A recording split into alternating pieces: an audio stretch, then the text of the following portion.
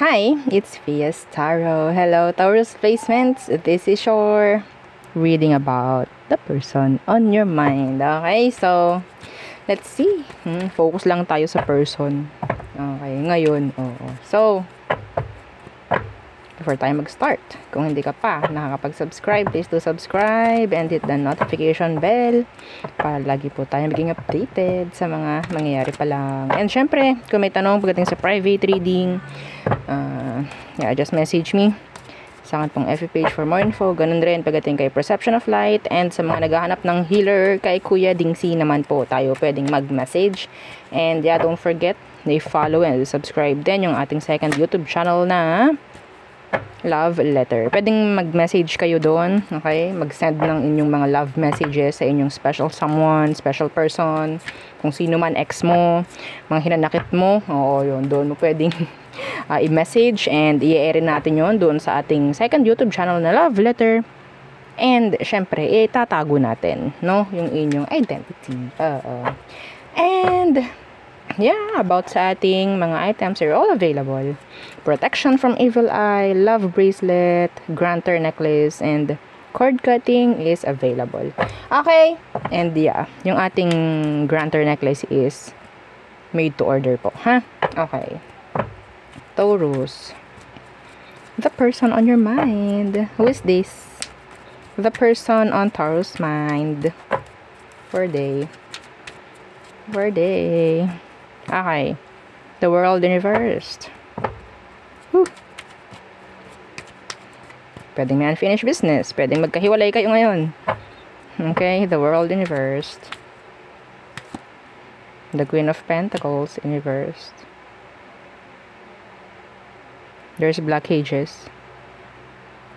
Some of them, tinalikuran mo or tinalikuran ka. Hindi available sa'yo itong taong to in general. They're not available. Yeah. There's blockages. The Eight of Wands could be message. Okay? Pwedeng hindi maganda or sa tingin ko parang hindi na talaga open ang communication sa inyo. Hindi na available. Anong meron? Anong kailangan mong malaman dito sa taong to, Taurus? Some of them, ito specific, may nangyaring miscarriage sa part nyo, pwedeng siya, pwedeng ikaw. Okay, let's see. Anong kailangan mong malaman sa situation, Taurus? The Five of Swords reversed. The Tower reversed.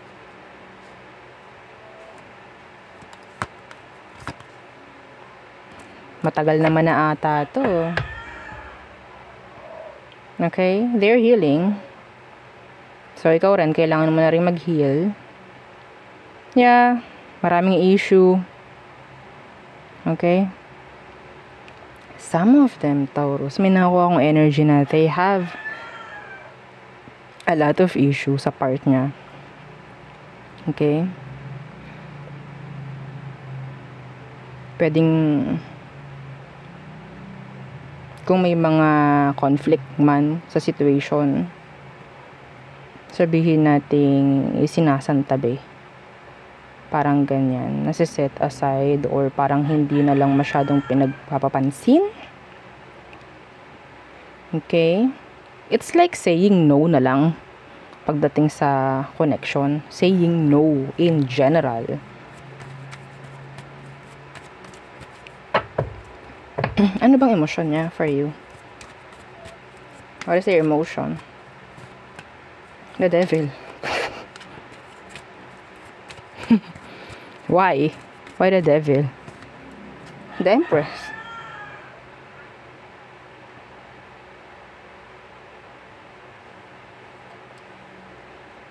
Kahit gusto ka pa rin ng taong to, gusto ka pa rin. Pero tinataboy na lang niya to. Okay? Some of them, pwedeng naging single mother or single father na lang siya after this. Justice in reverse. There could be infidelity here.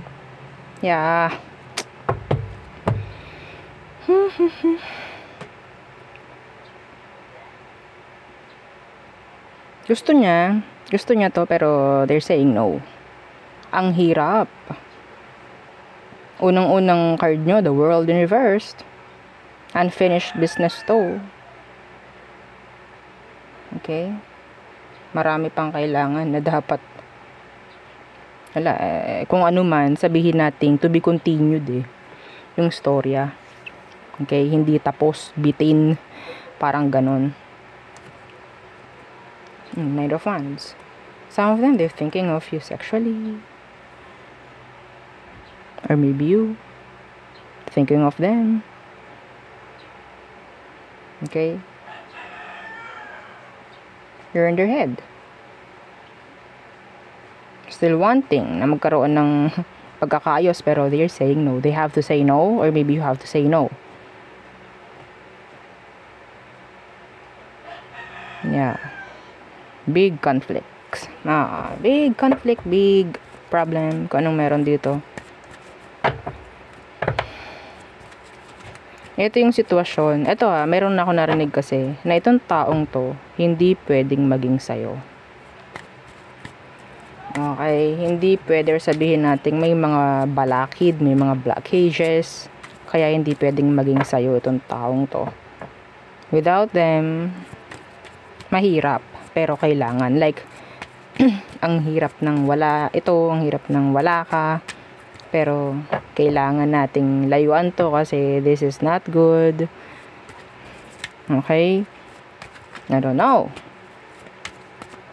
Oh my. Some of you, this is karmic. Yeah. The world, universe, the tower. This could be karmic energy, karmic connection. Like, alam niyo yung ramdam niyo, parang kayo para sa isa't isa, pero the situation is not situationing. Oo, parang hindi nakikisama, hindi nakikibagay yung sitwasyon. Yeah. Ang dami laging problem, ang dami laging balakid. Pero tingin mo sa sarili mo, tingin niya sa'yo is parang dapat kayo magsama, pero napakahirap, para kayong mismo talagang pinaglalayo, no? Naramdaman nyo na ba yun? Comment down below. Yes, sabihin mo yes. Naramdaman ko yun. Naramdaman ko na yun. Hirap nun. For me, pinaka-challenging is karmic. Pero, marami kang pwedeng matutunan. Mahirap tanggalan to, mahirap alisan tong ganito. Kahit sabihin nating separated na kayo nitong tao, like, nandun pa rin yung attachment, nandun pa rin yung emosyon. Pangungulila mo, diba? Nakakalumbay. Anyway, let's see. What is their next action towards you this May? Next action, the Page of Swords. Stalking you. Thinking of you, looking for you, anywhere. Searching. Yeah, the Four of Pentacles in reverse. Parang yung energy na, the Ace of Swords in reverse, King of Cups in reverse, the Star in reverse. Hindi to healed. Hindi sila mag-heal. Like, they're trying, pero it's so hard. Okay? The Ace of Swords in reverse, gustuhin man niya na sabihin sa'yo yung mga nararamdaman. The King of Cups, hindi na para. Okay? Hindi na para gawin, hindi na para sabihin, hindi na para iparamdam. Yan. The Seven of Wands, sila mismo yung gumagawa ng harang dito. Sila mismo yung nagsisay no dito. Okay? Meron silang mga dahilan, papaintindi sa sarili nila, parang ganyan. Or pwedeng ipinaintindi na niya sa'yo kung ano man yung mga dahilan kung bakit kailangan niyang lumayo. Okay? Something like that. Kung bakit kailangan mag-end to. To be continued, itong inyong storya. Okay? So, panonoodin ka lang nito if ever. Kung nakikita ka pa niya online. Okay? So, this is sad. Pero maraming maraming pwedeng matutunan sa connection na to. We have here the Empress.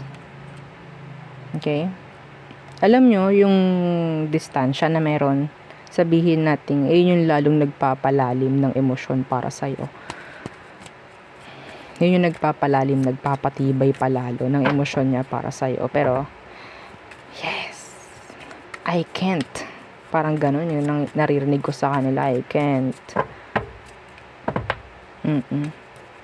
So, outcome, dismay, or kung ano man, advice, kung meron, for Taurus, the 5 of Cups, longing, this is regrets, this is pagkadismaya, panghihinayang, no? Why? Anong meron? Page of Cups.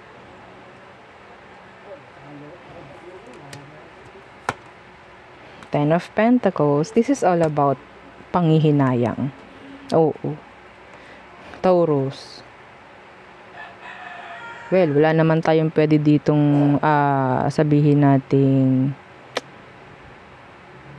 wala tayong magagawa. No? Wala tayong magagawa kung sa tingin ninyo. Alam nyo, kung nakakapag-isip itong taong to ng tuwid, okay, ikaw rin, mas maganda yun. Mas mature. Yeah, the Empress. That's maturity.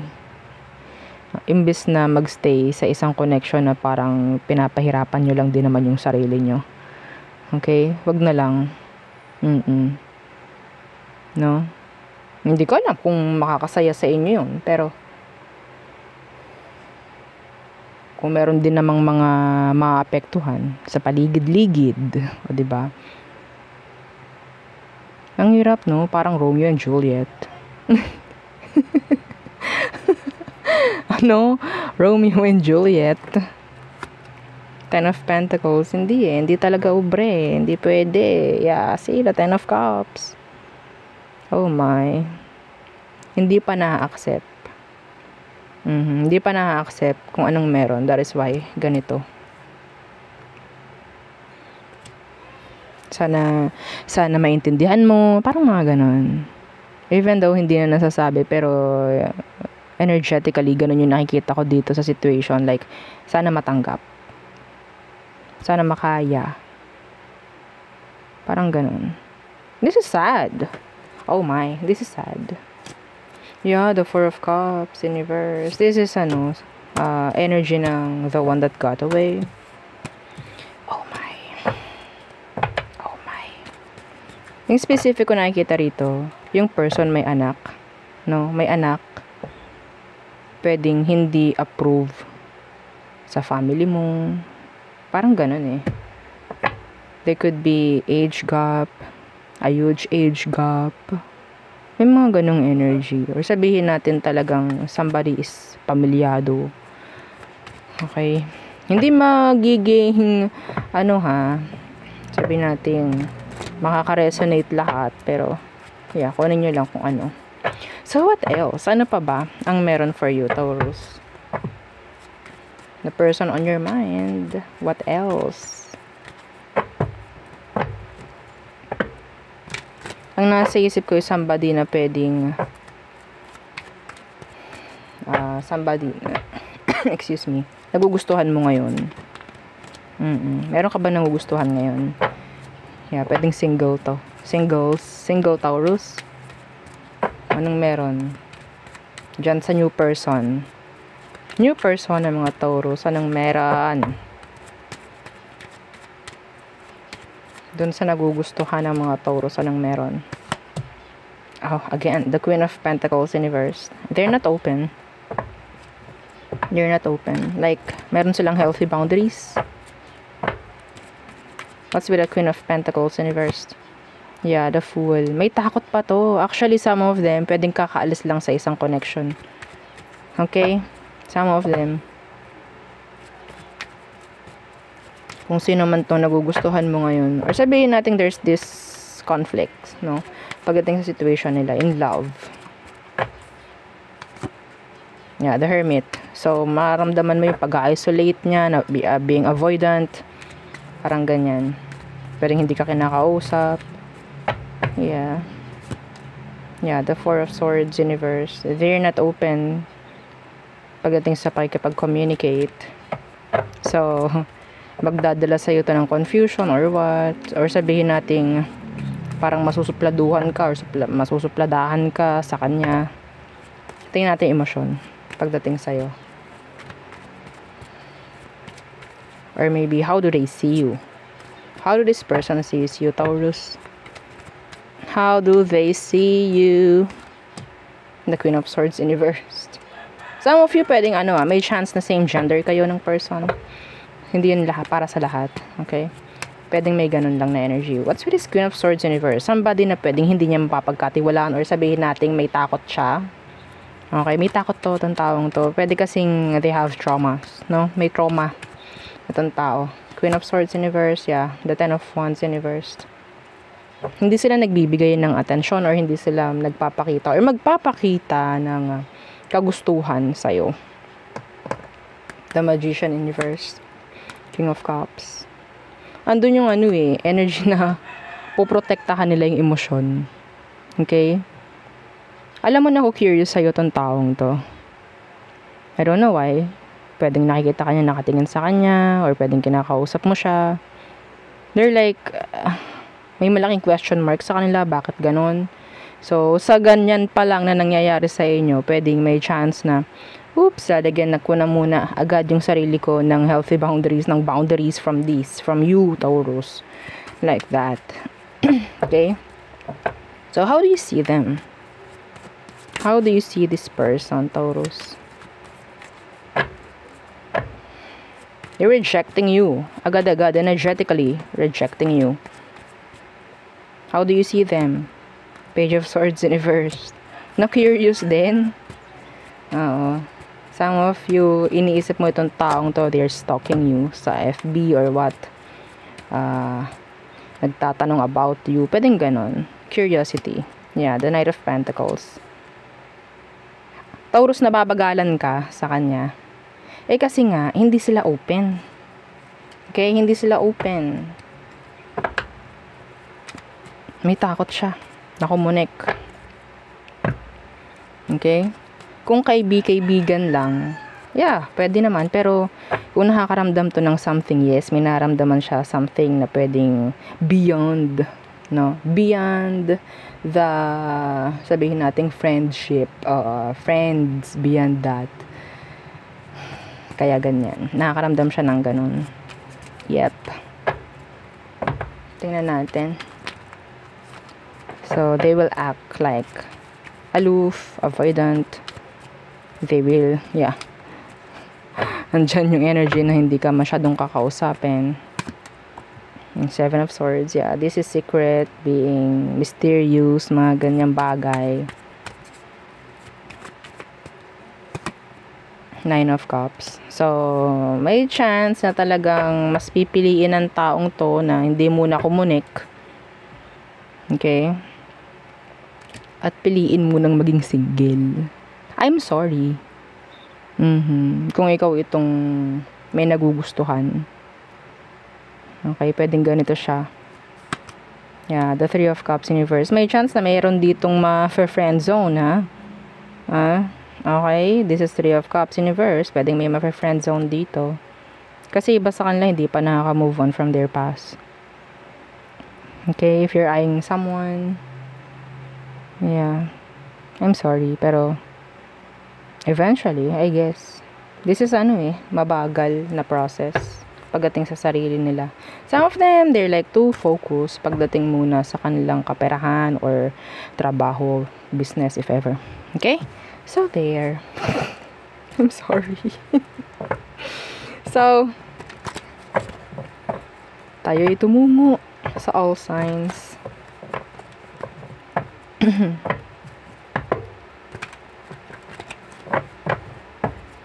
Aries through Pisces. Again, don't forget to like, share, and subscribe. Taurus.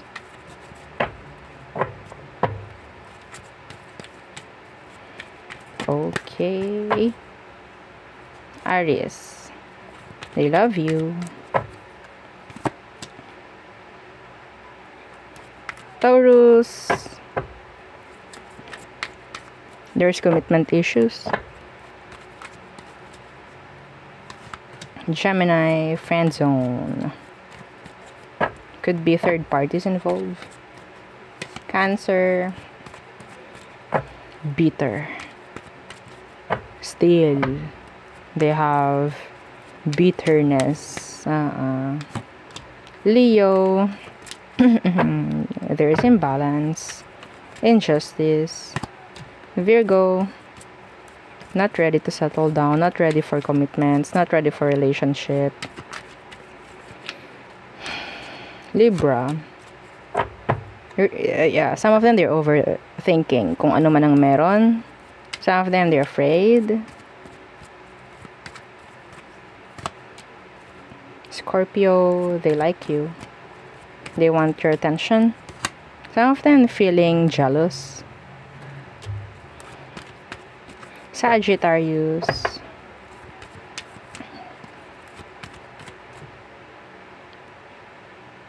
parang meron silang gustong gawin, like hindi na para isipin, hindi na para pag-isipan, like andyan yung pagmamadali. Capricorn, they have blockages. Okay, healthy boundaries maybe. Aquarius, there's attraction. Okay. Too intimidating. Yeah, somebody too intimidated. Pisces, they have regrets. Some of you pwedeng nakita mo tong si Pisces na nag-cheat sa'yo. Yeah, they have regrets. They want this. They want connection. They want relationship with you. Yeah, the Three of Swords is here. So, yeah, andyan yung sana maging okay tayo. Yeah, this Pisces is regretting everything. Kung anong meron, kung anong nangyari sa inyo. So there, yun ang aking reading for you, Taurus placements. Again, please don't forget to like, share, and subscribe. And follow our FB page. Thank you. Bye.